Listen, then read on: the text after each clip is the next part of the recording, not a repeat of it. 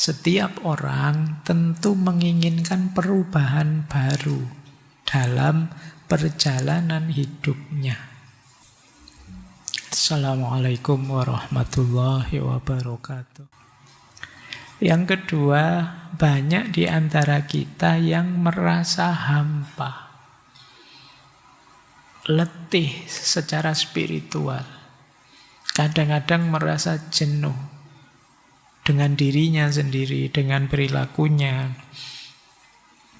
Pak, saya sholat sudah, ya rajin sih Pak, puasa juga, ibadah itu saya tidak pernah ketinggalan. Tapi kok rasanya tidak ada rasanya ya Pak.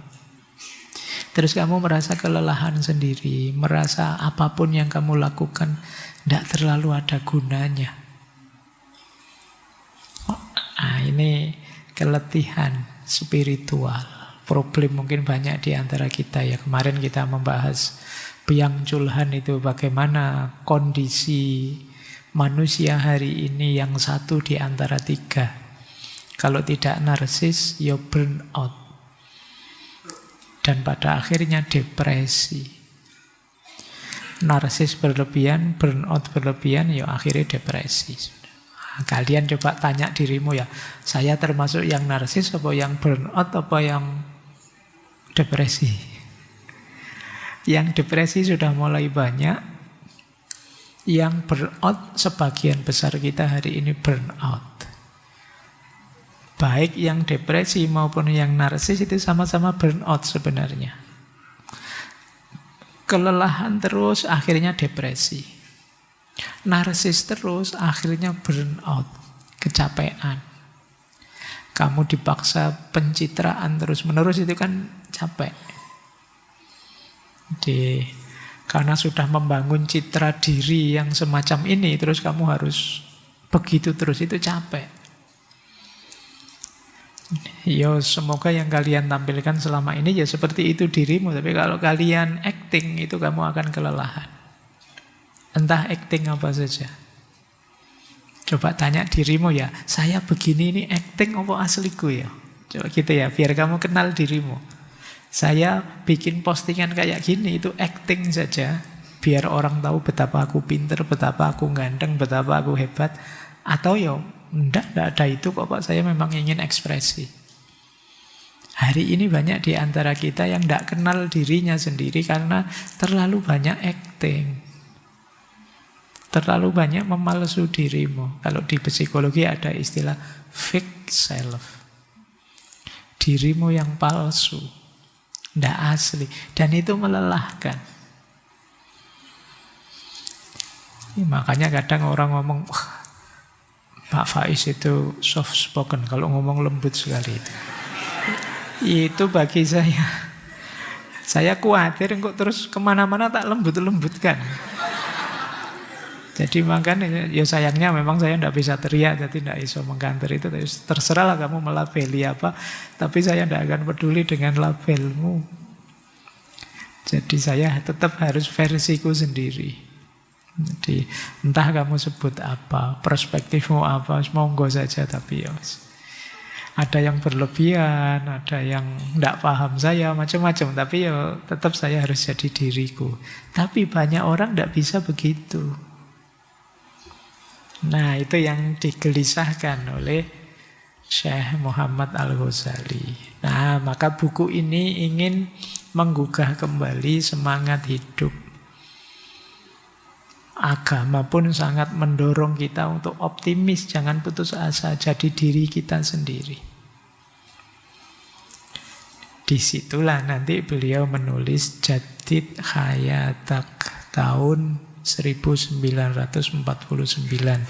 Kalian belum lahir. Orang tuamu belum pacaran bahkan. Ini 4 tahun sesudah proklamasi kalau di kita ya. Ya kita eksplor beberapa ya. Dari kitab ini mungkin banyak yang bisa jadi inspirasi kita. Sebenarnya beberapa isinya mungkin teman-teman sudah paham, sudah tahu. Jadi materi malam hari ini sebenarnya sebagian besar teman-teman sudah tahu. Problemnya bukan sudah tahu atau belum, tapi bagaimana menjalankannya. Gimana menghidupkannya, itu sih mungkin ya. Baik, kita awali dari dorongan untuk memperbarui hidup. Kita lihat, ada kalimat begini di buku itu. Setiap orang tentu menginginkan perubahan baru dalam perjalanan hidupnya. Kayak tadi loh, saya menjelaskan, yuk meriset hidup, yuk terus kalian, wah saya harus perbarui ini. Itu sebenarnya dorongan natural saja, alami. Kita ingin berubah, jadi orang yang lebih baik, lebih baru. Namun perubahan yang diingininya itu biasanya dikaitkan dengan satu momentum yang belum dapat dipastikan. Seperti perbaikan kondisinya atau perubahan dalam posisinya. Kadang-kadang perubahan itu dikaitkan juga dengan musim tertentu atau peristiwa khusus. Misalnya hari kelahiran, tahun baru, dan lain-lain. Nah, ini kelakuan kita sering begini. Iya sih Pak, pengen yang baru. Tapi besok Pak, kalau saya sudah lulus. Besok Pak, kalau saya sudah punya pasangan. Nanti Pak, tahun baru yang akan datang saya baru mulai tobat Pak. Kita selalu nyari yang begitu. Jadi kata Syekh Muhammad Al-Ghazali, iya semua orang itu ingin meningkat, ingin upgrade. Tapi biasanya terus tidak segera dieksekusi. Alasannya macam-macam. Nyari momen, nyari waktu, kita sering begitu. Dalam masa penangguhan itu orang menyangka akan datang satu kekuatan yang diharapkan akan memberinya gairah setelah lesu dan harapan setelah lama tenggelam dalam keputusasaan. Jadi kita ini selalu menunda melakukan sesuatu dengan menunggu ini, menunggu itu.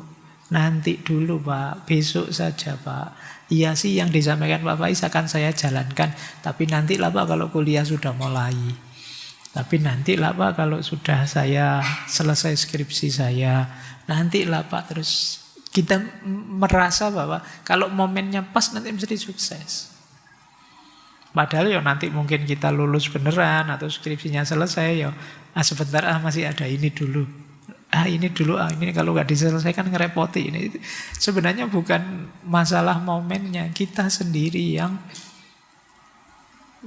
menunda, menghindar melakukannya. Momen dan lain-lain itu biasanya alasan saja. Jadi ini adalah satu sangkaan yang keliru kata beliau. Sebab mengubah kehidupan itu pertama-tama harus tumbuh dalam jiwa itu sendiri sebelum segala sesuatu yang lain. Jadi ayo tumbuhkan dalam dirimu, jalankan eksekusi. Jangan terlalu banyak mencari-cari alasan. Kita kan sering begitu. Kita tahu sih sebenarnya harus segera dijalankan. Tapi kalimat tapi ini kadang-kadang membuat kita menunda apapun. Iya Pak, saya tahu itu baik, tapi kan itu terus. Oke ya, berarti ayo latihan ya mulai hari ini. Apapun niat keinginan diri kita untuk berubah jadi baik, eksekusi saja segera, tidak usah nunggu alasan macam-macam. Mungkin sering saya ceritakan ya. Jadi salah seorang guru saya itu ngasih tahu saya bahwa kapanpun ada kerenteknya hati, ada desir di hati kita untuk melakukan kebaikan, itulah sebenarnya cahaya dari Allah. Itulah sebenarnya petunjuk dari Allah. Itulah sebenarnya terkabulnya doa kita setiap kali kita membaca surat Fatihah itu, ihdinas siratal mustaqim. Ya Allah, tunjukkan aku jalan yang lurus. Di antara caranya Allah mengabulkan itu diberi isyarat hati kita, digerakkan hati kita untuk ingin melakukan kebaikan ini, kebaikan itu. Tapi terus kita seperti tadi, tiba-tiba saya kok ingin sedekah ya ke anak-anak yatim sebelah rumah itu, kasihan. Tapi begitu ada ini terus, tapi nanti saja, wong yo masih banyak waktu. Ini namanya menunda eksekusinya. Biasanya kalau sudah begitu terus tidak jalan. Itu pun kita tiap hari masih berdoa, ihdinas siratal mustaqim, ihdinas. Itu ya Gusti Allah yang sudah ngasih tanda bolak-balik itu mungkin lama-lama jengkel juga. Sudah dikasih jalan yang lurus, petunjuk, dicuekin, dikasih lagi dicuekin, itu masih minta lagi, minta lagi. Ayo kita mulai membiasakan diri setiap kali ada desir gerak hati untuk kebaikan, sesegera mungkin dieksekusi. Tentu saja semampu kita. Baik, ini dorongan alami tapi sering kita tunda. Lanjut ya. Biasanya apa yang membuat kita menunda-nunda? Keraguan dan kecemasan. Jadi kita itu, ini kalau bahasa anak hari ini ya, sering overthinking. Pikiran kita kemana-mana. Pertimbangan kita banyak. Ini ada yang bilang cemas dan ragu itu kadang penyakitnya orang pinter. Pertimbangannya macam-macam, mau melakukan ini saja itu suwi nih. Makanya orang pinter-pinter itu kalau rapat lama biasanya. Oh no, usulnya macam-macam. Padahal cuma urusan kecil segitu saja. Kenapa? Pertimbangannya banyak. Bagus sih pertimbangan banyak. Tapi kalau jatuhnya ragu dan cemas, jadinya malah tidak produktif. Kita mau memutuskan apa saja itu terus. Mau jalan-jalan, dipikir detail. Ini nanti pakai apa ya? Yang jumlah kecelakaan paling kecil naik apa? Itu sampai ke situ mikirnya. Apa kereta saja atau pesawat atau mobil. Kalau mobil nanti bla bla bla bla capek. Tapi sekarang kan ada jalan tol. Apa kereta saja. Kereta juga nanti kalau tabrakan sakit itu besi semua itu. Pikirannya sampai ke sana-sana. Naik pesawat itu enggak selamat itu. Kemarin ada ramalan tanggal sekian jangan pesen pesawat itu. Pikiranmu enggak karu-karuan. Ini yang membuat kita terus ragu, cemas. Pikiran yang agak parno sering ngajak kita menuju kemungkinan terjelek. Itu yang membuat kita cemas. Mau ngaji sih, tapi nanti kalau hujan gimana? Ini saya agak pilek ya. Terus saya pilek. Kalau terus pilek, terus padahal besok kuliah sudah mulai, berarti saya sakit, berarti nanti tidak masuk kuliah. Kalau tidak masuk kuliah, awal di absen dosennya tidak ada, nilai saya jelek. Kalau nilai saya jelek, nanti wah saya tidak bisa lulus terbaik. Pekerjaan susah mesti nanti kalau saya tidak lulus terbaik itu. Pikiranmu bisa sampai ke sana. Jadi mikirnya panjang. Nah itu makanya kadang-kadang yang sudah sangat dewasa, pinter, pikirannya panjang itu nikahnya lama biasanya. Pertimbangannya macam-macam itu kalau sudah mau nikah. Nanti kalau begini gimana, kalau begitu gimana, yo susah. Kadang anak kecil-kecil itu lebih berani, tiba-tiba saja nikah mereka siap. Gitu. Kalian yang sudah dewasa itu ruwet biasanya mikirnya ya. Oke. Nah nanti saya Muhammad Al-Ghazali ngutip tadi Dale Carnegie. Coba deh kalau kalian kok punya kebiasaan overthinking begitu, coba tanyakan 3 hal.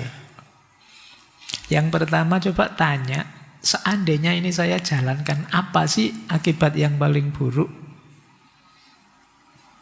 Oke deh, akibat paling buruk itu, siaplah saya, tak siap-siap menerima akibat paling buruk itu. Itu yang kedua. Kemudian lakukan hal-hal yang meminimalisir akibat paling buruk itu. Sudah selesai. Pak, misalnya ya, mungkin pola contoh tadi nikah yang putri-putri. Gimana nanti saya nikah ya, saya enggak bisa masak gimana nanti saya nikah. Kegelisahanmu itu. Nah, sekarang mulai dihitung biar ndak overthinking terus di situ. Coba tanya, seandainya ndak bisa masak beneran, efeknya apa kira-kira? Kan itu dihitung. Oh, berarti nanti sering GoFood mesti ya, sering beli apa, kita ingin jadi gitu. Dihitung saja. Kira-kira suaminya rela ndak ya kalau dikasih tahu. Kalau suaminya rela kan no problem, ndak masalah. Kemudian bisa sedikit diatasi. Oke lah, saya siap lah nanti kalau ada orang tanya bisa masak apa enggak, mungkin disindir orang. Mulai sekarang tak siapkan mental. Terus mulai sekarang saya latihan sedikit-sedikit lah masak-masak air apa masak apa. Nah, itu yang ketiga. Kalau sudah kita siapkan pelan-pelan begini, aman sudah, dieksekusi jalan gitu loh. Kalian ada ketakutan apa saja, coba tanyakan kira-kira efek paling jeleknya apa. Oh, kalau cuma itu, bismillah, siaplah saya, tak persiapan semaksimal mungkin menghadapi itu. Selesai.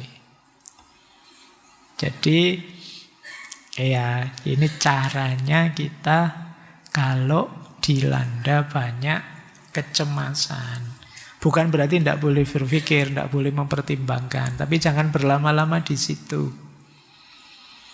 Karena manusia itu biasanya senang berandai-andai. Nanti kalau begini gimana? Kalau begitu gimana? Kan selalu begitu. Jalan saja, nanti kalau ada kasus ya dipikir belakangan. Baik, kita lanjutkan. Ini masih panjang. Kalau sudah bebas dari kecemasan, langkah kedua apa? Optimisme. Jadi optimislah.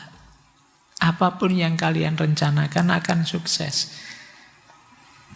Optimis ini nanti berhubungan dengan mindset kita, cara pandang kita terhadap hidup.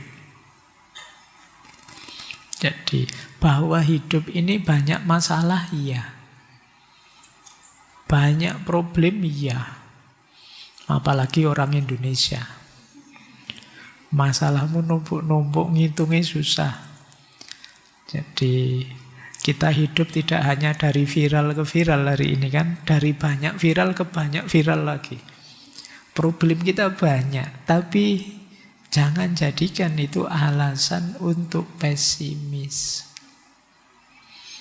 Enggak kok ya, masalah ada. Tapi insya Allah kalau kita sungguh-sungguh serius mengikhtiarinya, pada akhirnya Allah membantu perjuangan kita.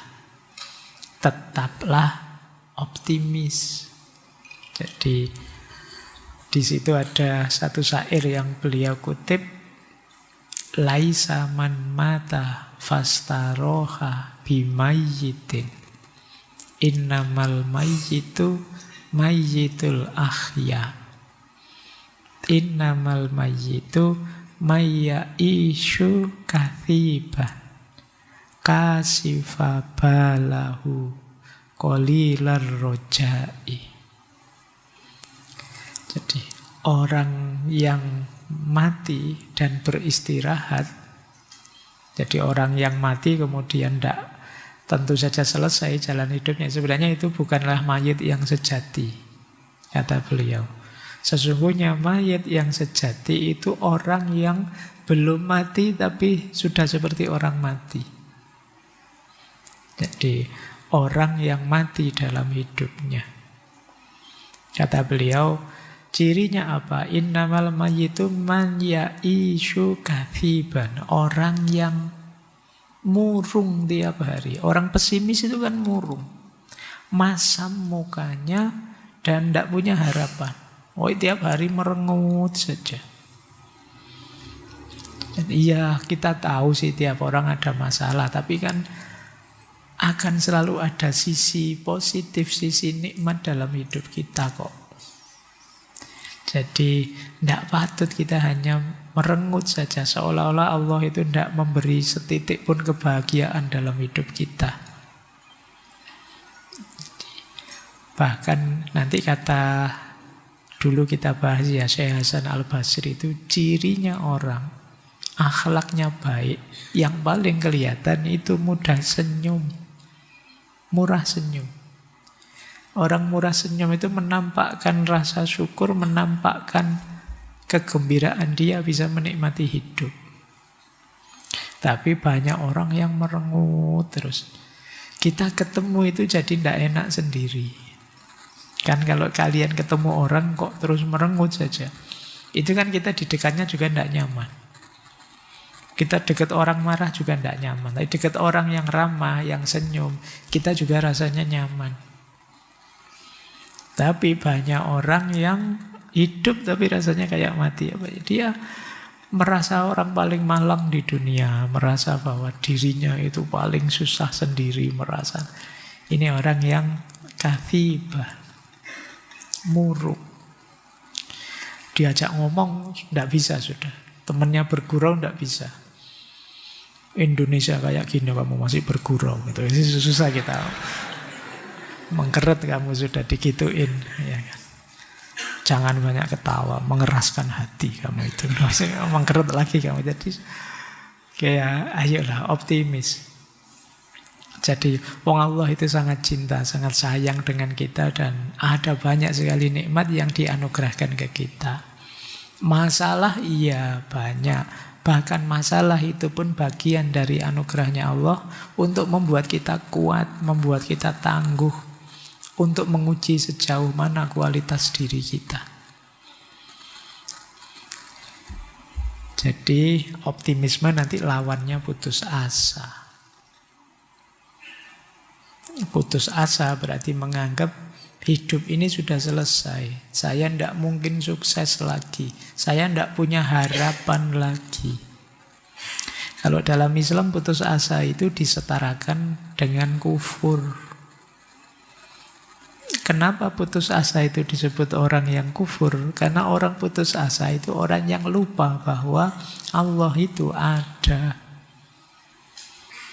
Kalau orang ingat Allah itu ada, tidak mungkin dia putus asa. Karena apa sih yang tidak mungkin kalau Allah menghendaki? Optimislah karena Allah masih ada. Apapun itu keinginanmu. Kalau kalian ingin Indonesia emas Pak 2026 itu ya, semoga diamini saja Bang yo, doa yang baik. Siapa tahu nanti ada peristiwa besar apa, itu negara yang lain-lain kacau, tinggal Indonesia saja misalnya. Oke ya, jadi ayo optimis. Bagaimana kita bisa memperbarui hidup kita kalau kita tidak optimis?